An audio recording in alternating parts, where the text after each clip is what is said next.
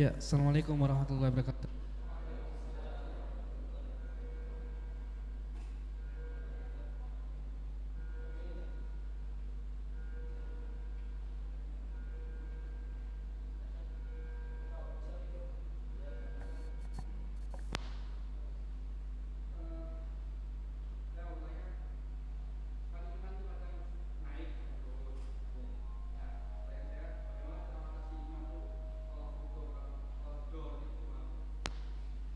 Oke, insya Allah saya jawab sepengetahuan saya aja ya, karena saya tidak punya makhluk halus untuk membantu jawaban saya.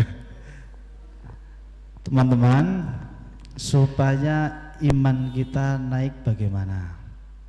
Karena pasti manusia, namanya manusia biasa ya, al-imanu yazidu wa yanqusu.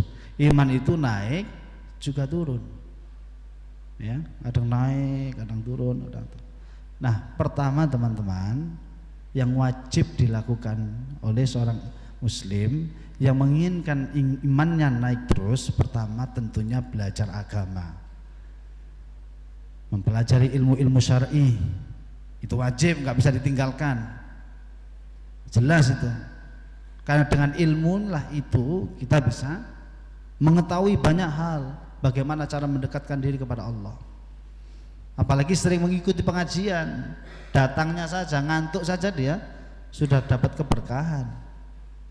Pertama itu ya, belajar agama karena waktunya mepet. Yang kedua, yang harus dilaksanakan oleh orang yang pengen imannya naik terus, yang kedua, jangan tinggalkan Al-Quran, karena Al-Quran itu adalah petunjuk. Dzalikal kitabu la raiba fi hudal lil muttaqin. Ini kitab tidak ada keraguan padanya, petunjuk bagi orang-orang yang bertakwa. Jadi kalau orang jauh dari Al-Quran, sudah dipastikan bahwasanya imannya akan turun.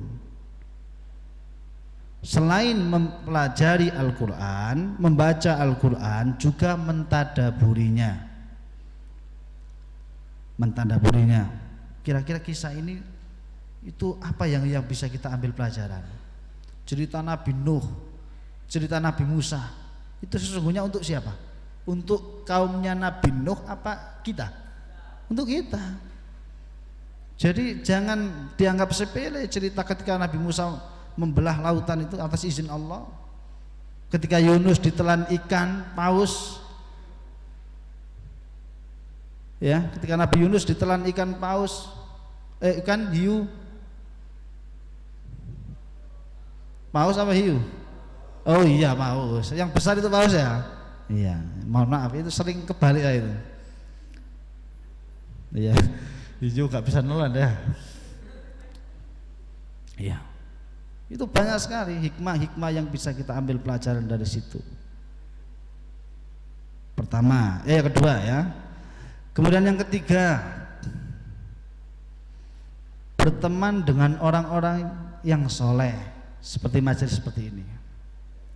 Kalau dulu punya teman yang sudah nggak sevisi, udah kita tinggalkan, nggak apa-apa,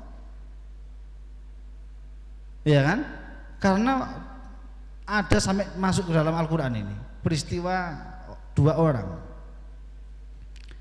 yang satu mau dapat hidayah, tapi yang satunya tidak dapat hidayah. Justru kebenciannya kepada Rasulullah luar biasa. Akhirnya gara-gara saking akrabnya dua ini, dia tidak, yang marah dengan Rasulullah, yang benci dengan Rasulullah itu melarang sahabat baiknya itu, kamu jangan dekat-dekat Rasulullah. Kalau kamu dekat dengan Rasulullah, maka kita putus hubungan. Wajahku haram melihat wajahmu, wajahmu haram melihat wajahku. Kita putus hari ini. Lo gue N gitu. Mendengar begitu sedih dia. Oh, aku gak mau kehilangan kamu.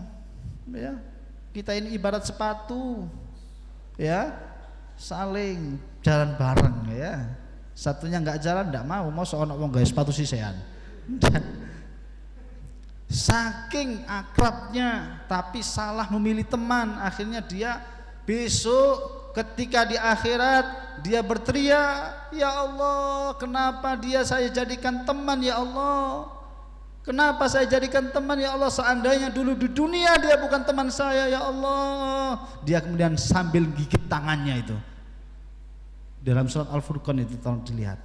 Insya Allah ada. Itu berarti teman itu sangat pengaruh sekali. Dan agama seseorang itu bisa jadi tergantung agama temannya. Maka teman jangan sampai kita ngawur milihnya. Ya, apalagi yang teman punya di HP itu ya, calon-calonnya atau mantan-mantannya itu hancurkan aja. Maksudnya nomornya dihancurkan, bukan orangnya. Sudah, ini menyelamatkan kita karena akan ada besok itu pertanggungjawabannya. Besok masuk neraka ya neraka. Nggak bisa kemudian kita saya gara-gara ini ya Allah, tolong saya dinaikkan ke surga. Lah kok nyimut? Lah kok enak temen. Ya yes, kita bakal diguyon. Astagfirullahaladzim.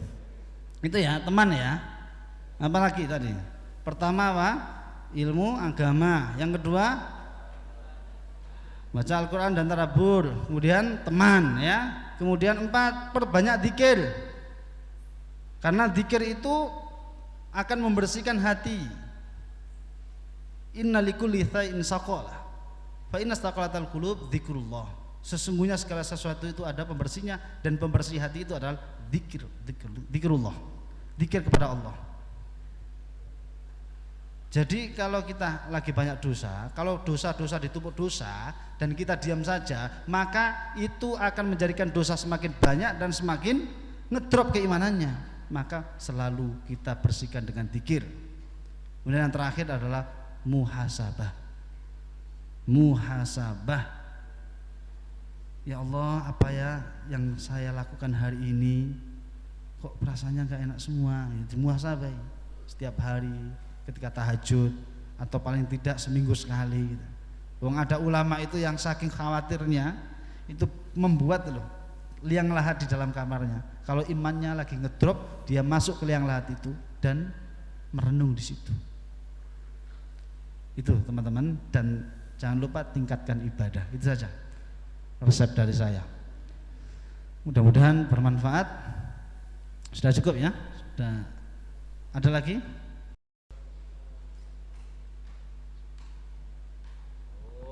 Ini curhat apa ini?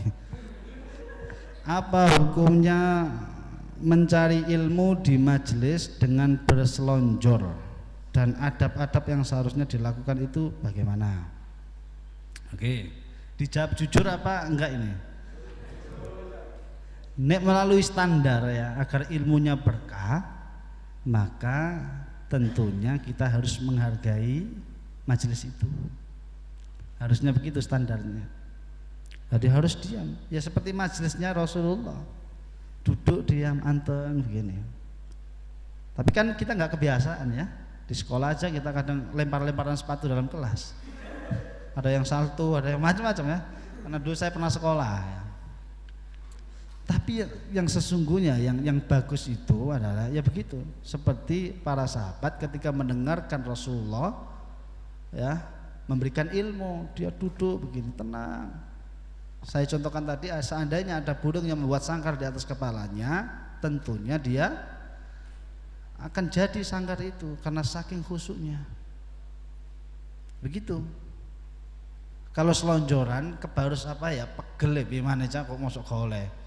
Ya, saya juga kadang ini sering geringgingan ya. Ketika pernah saya ikut sholat Jumat begini, lama saya ginikan. Kemudian begitu ketiduran ya, ngaku aja ya, langsung qomat, Allahu Akbar, langsung bangun begini. Waduh, langsung berdiri itu langsung gak kuat, kayak lumpuh. Langsung saya pegangan, waktu itu guru saya yang pegangnya, malu ya. Kalau nggak pegangan nosok, ya. Jadi saya, nah ini toleransi kalau memang sakit. Tapi kalau kebiasaan ya hati-hati, jangan ya. Ya kita menghargailah majelis ilmu.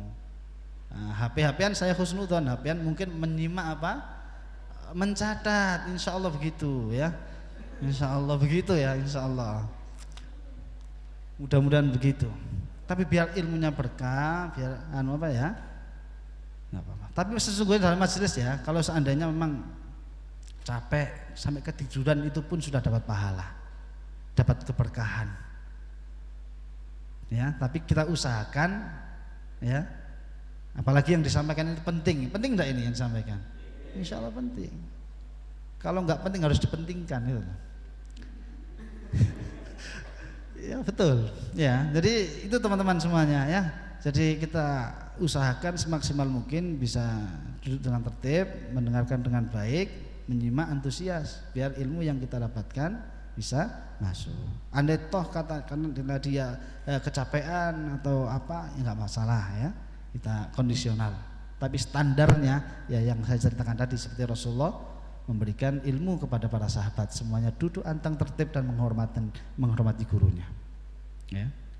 Saya kok jadi miris sekali ya di video yang sempat viral itu ya, guru diajak berkelahi ya kan, tahu itu video itu lah, itu apa itu, pendidikan gagal total itu, gagal masih guyon teman, ya Allah gak kira tadi apa-apa itu nih, janji gak tobat lah. Biyen sing pernah ngono tobat toh.